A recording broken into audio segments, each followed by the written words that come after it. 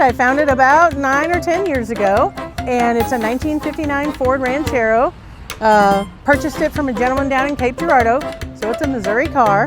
And I drove it down here this weekend to celebrate the 100th anniversary of the birthplace of Route 66.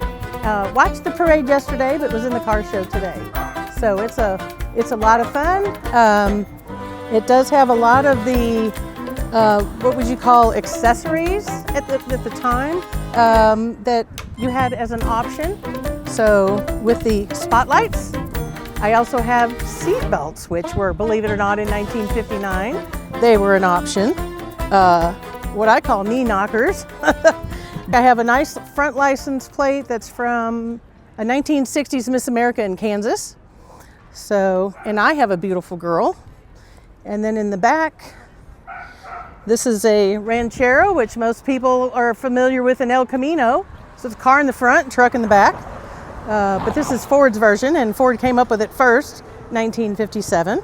This is a 59 model, and pretty much stock. Fun to drive. I drove it all the way here, and having a great time. And what's better than driving Route 66 in a classic car?